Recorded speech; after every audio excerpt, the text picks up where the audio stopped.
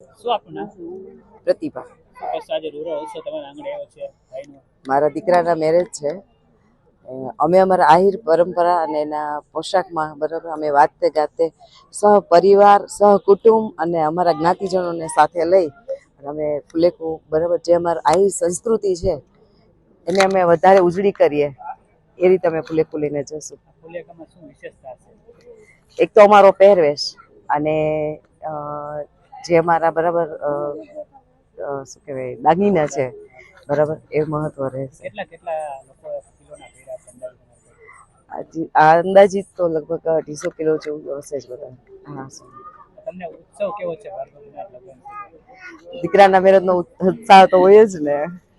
લોકો એક તમે આ બહુ સારું કહે છે બધા આવી રીતના ચાલુ રાખે એક સમાજ માટે શું એક મેસેજ આપો? તો એવું જ કહેવા માંગીશ કે હરેક સમાજે બરાબર જે પોતાની પારંપરિક પરંપરા છે તેને દીપાવવી જોઈએ અને બરાબર આપણી જે સંસ્કૃતિ છે એને ઉજળી કરવી જોઈએ. એબલભાઈ પ્રભાતભાઈ કુવાડિયા, આહિર, ગામ ખંડેરી, હાલ રાજકોટ, TGM હોટલ આહિર.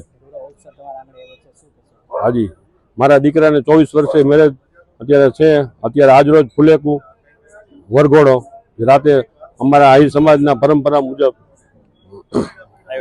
પહેરવેશમાં આયોજન કરેલ છે ઘોડીમાં.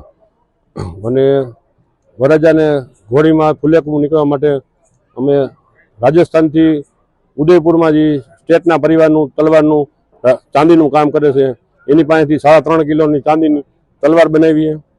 વરરાજાના જે ઘોડીનો શણગાર જે આવશે એ અમારા ભાણાભાઈ મેહુલભાઈ બોરીચા, એની ઘોડી એનો 35 વર્ષ જૂનો ચાંદીનો શણગાર અંદાજે 17 થી 18 કિલો ચાંદીમાં શણગારી છે ઘોડીનો આખો.